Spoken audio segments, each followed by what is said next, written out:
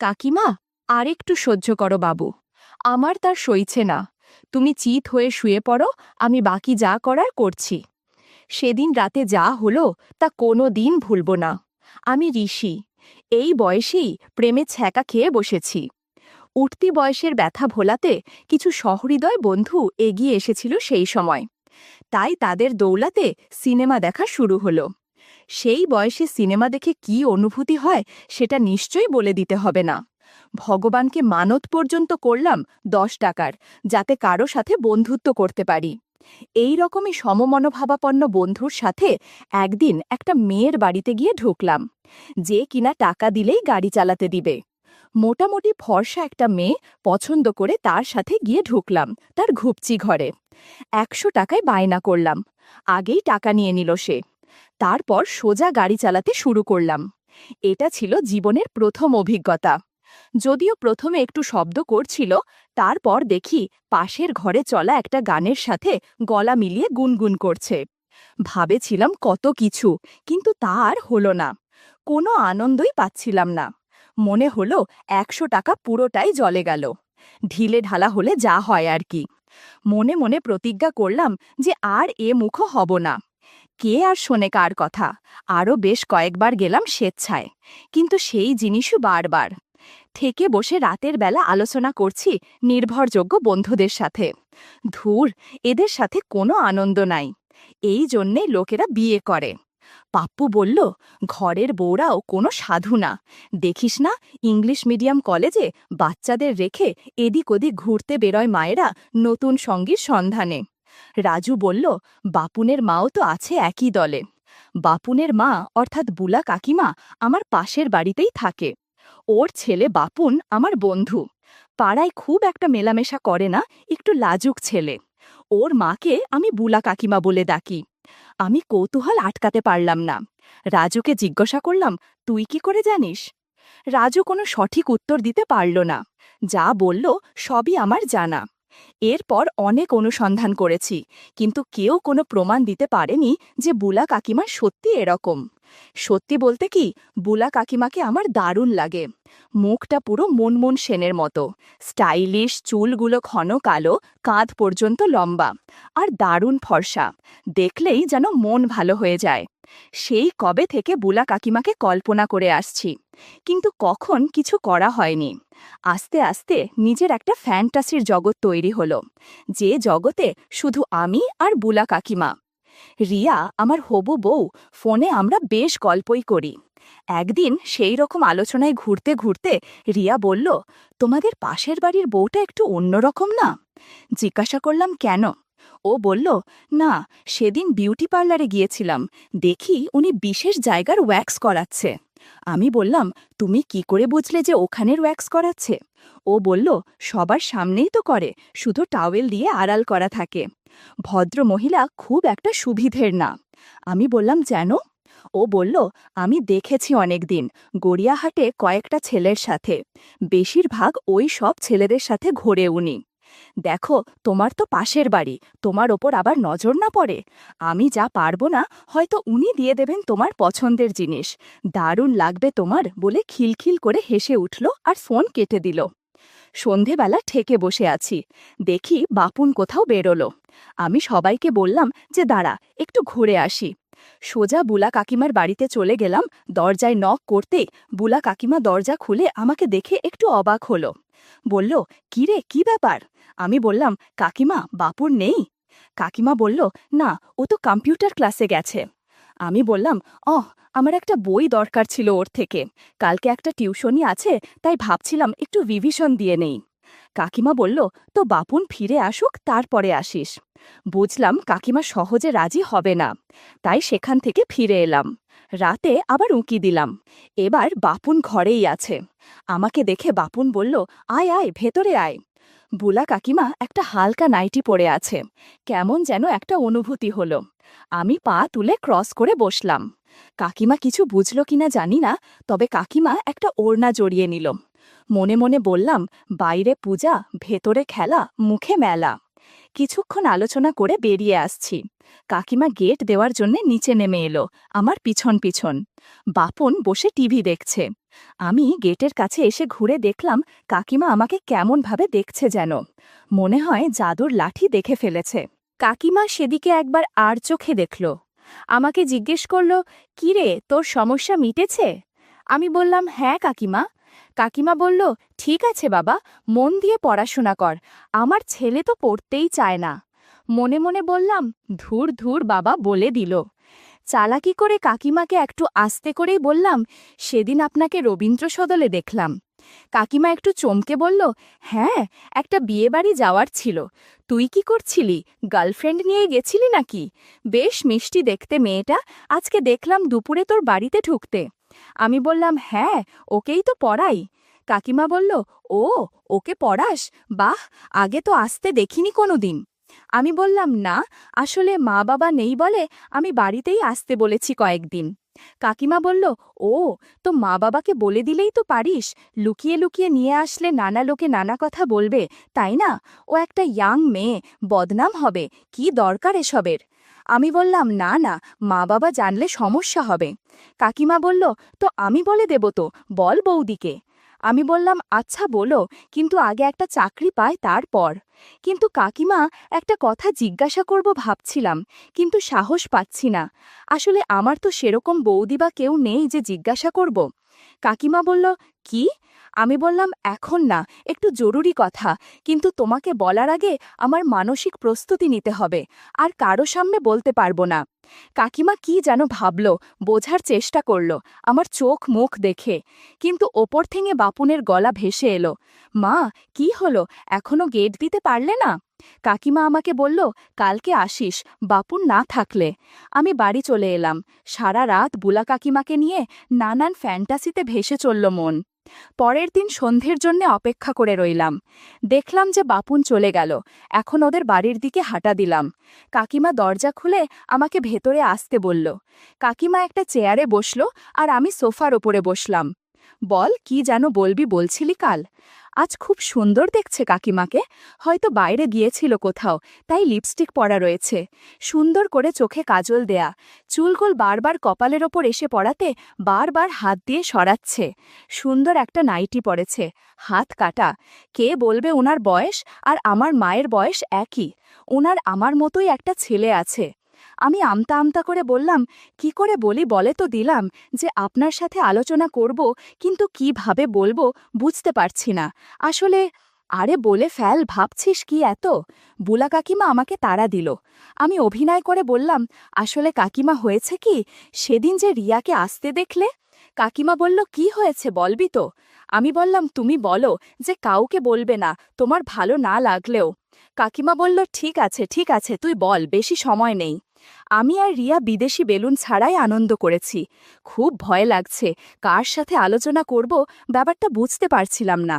বুলা কাকিমা একটু চুপ করে রইল, গম্ভীরভাবে। বুঝতে পারছি না, ঠিক হলো না, ভুল হলো তো? কাকিমা বলল, ওকে জিজ্ঞাসা করে নিস, ওর ডেট কবে, তাহলে বলতে পারবো। সংক্ষেপে ছেড়ে দিল আমাকে।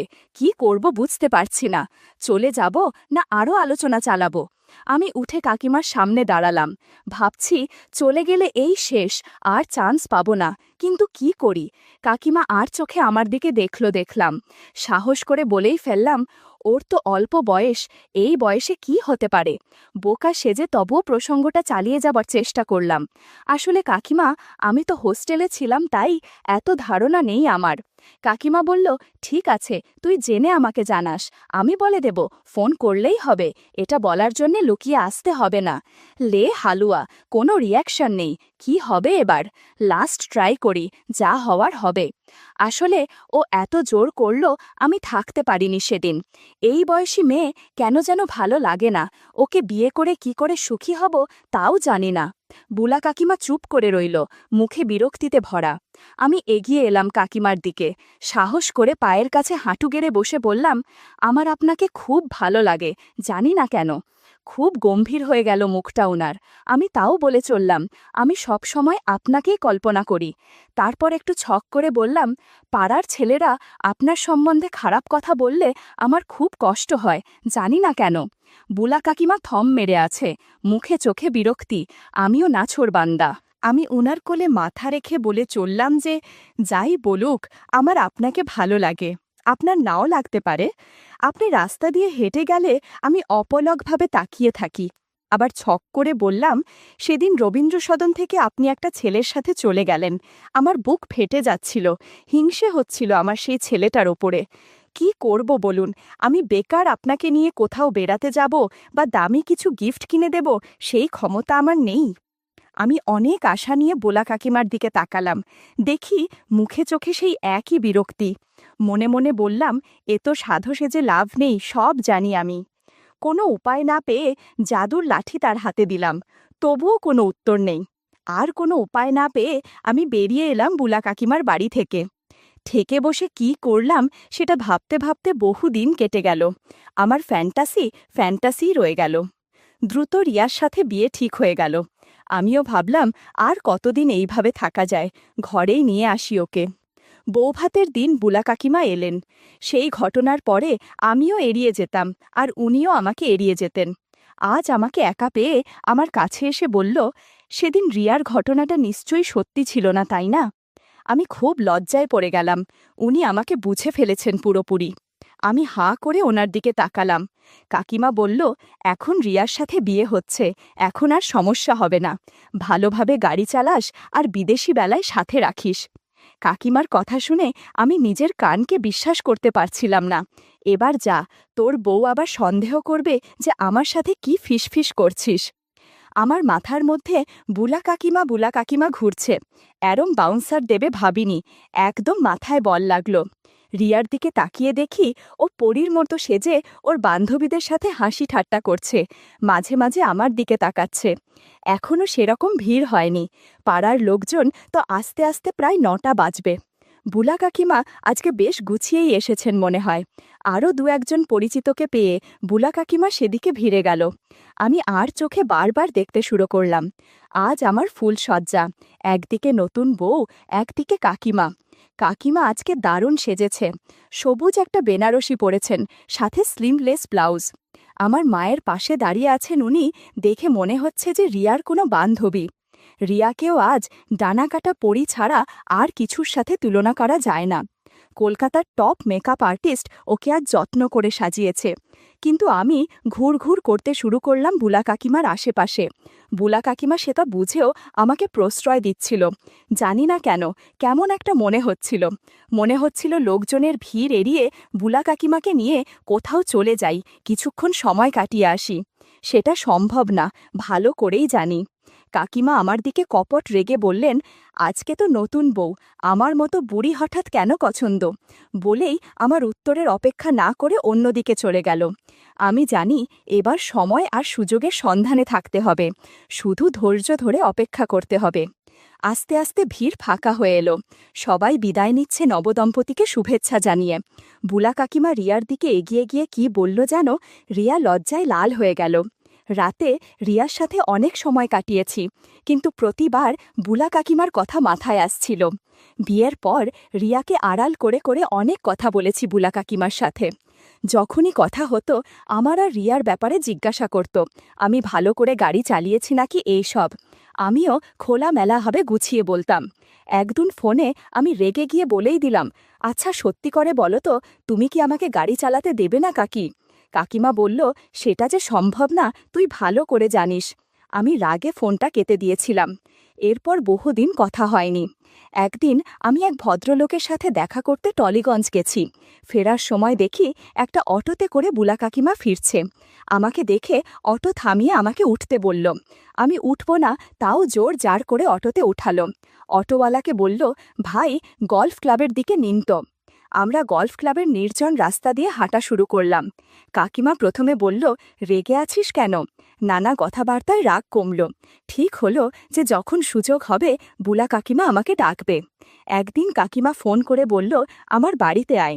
আমি 6-9 চিন্তা না করে সিঁড়ি দিয়ে উঠলাম। দরজা নক করতে বুলা কাকিমা দরজা খুলে দিল। আমি থমকে গিয়ে দেখলাম যে আমার জন্যে এত আয়োজন। গাছের বাতাবি লেবু রেডি করে রেখেছে, চোখে একটা ব্লু কন্টাক্ট লেন্স পরেছে, আইলাইনার দিয়ে সুন্দর করে চোখ আঁকা, সুন্দর একটা শাড়ি পরেছে, সাথে স্লিভলেস ব্লাউজ। আমি ঢুকেই ভালো করে দেখলাম কাকিমাকে। যুবতী মেয়ের মতো অপেক্ষা করছে আমার জন্য। বুক ধকধক করছে, এতদিনের স্বপ্ন পূরণ হওয়ার লক্ষ্যে এগিয়ে এসেছে। বুলা কাকিমা আমার দিকে তাকিয়ে আছে, আমিও ওর গভীর চোখের দিকে তাকিয়ে আছি। আস্তে আস্তে করে বলল, কিরে, গাড়ি চালাবি না? বুলা কাকিমার ধৈর্য শেষের দিকে। আমি বললাম, শাড়ি আর পেটিকোট উজে নাও, তারপর এখানে বসো। কিছুক্ষণ পর গাড়ি চালাতে শুরু করলাম। কাকিমা বলল, হায় ভগবান, আমি বোধহয় শেষ হয়ে যাব, আস্তে আস্তে চালাও। ইউটিউবের করা নিয়মের কারণে কিছু ঘটনা সরাসরি বলা যাচ্ছে না। তোমরা কমেন্টে দেয়া লিঙ্ক থেকে আমার ওয়েবসাইট ভিজিট করো, সেখানে একদম মনের মতো গল্প দেয়া আছে, যেগুলো ইউটিউবে পাওয়া যায় না। সারা ঘরে অদ্ভুত শব্দ। কাকিমাকে বললাম, প্লিজ চেঁচামেচি কর না। উপায় না পেয়ে কাকিমার মুখে একটা রুমাল দিয়ে দিলাম। আরও 20 মিনিট পর কাকিমাকে বললাম, আশীর্বাদের প্রসাদ খাবে নাকি? কাকিমা একবারে তৈরি হয়ে গেল। তারপর কাকিমাকে প্রসাদ খাইয়ে আশীর্বাদ করে বললাম, ভগবান তোমার মঙ্গল করুক। একটু পর আমরা সেখানেই বিশ্রাম নিচ্ছি। কাকিমা বলল, রিয়ার কি হবে? আমি বললাম, কি হবে আবার, ও আমার সাথেই থাকবে। রাতে ওর সাথে সময় কাটাবো, তুমি কোনো চিন্তা করো না, আমি তোমাকেও সময় দিব। সেদিন রবীন্দ্র সদনে ওই ছেলের সাথে কি করছিলে বলো তো? কাকিমা বলল, এতক্ষণ যা করেছি ওই ছেলের সাথে ঠিক একই কাজ করেছি। রবীন্দ্র সদনে পূর্ব দিকে একটা ফাঁকা পরিত্যক্ত বিল্ডিং আছে, ওইখানে প্রায় দিনই আমি যাই কারো না কারোর সাথে। আমি বললা, কেন, কাকাবাবু তোমাকে সময় দেয় না গো? কাকিমা বলল, তোর কাকাবাবুর কথা ভুলে যা, কাজে যায় আসে, 3 বেলা খাবার খায় আর ঘুমায়, আমার দিকে ফিরেও তাকায় না। আমারও তো কিছু দরকার, তাই না বল? তাছাড়া তোর বয়সের ছেলেদের সাথে বন্ধুত্ব করতে আমার ভালো লাগে। আজ পর্যন্ত যতজনের সাথে বন্ধুত্ব করেছি তারা সবাই তোর বয়সের। শোনো কাকিমা, আজ থেকে তুমি শুরু, আমার সাথে থাকবে, ওদের কথা ভুলে যাও। কাকিমা জাদুর লাঠি ধরে প্রতিজ্ঞা করল, এখন থেকে আমার সাথে সময় কাটাবে, আর যখন দরকার হবে তখন বাড়িতে ডেকে নিবে। সেদিনের পর থেকে আমার বউ রিয়ার পাশাপাশি কাকিমার সাথে সংসার করতে শুরু করলাম।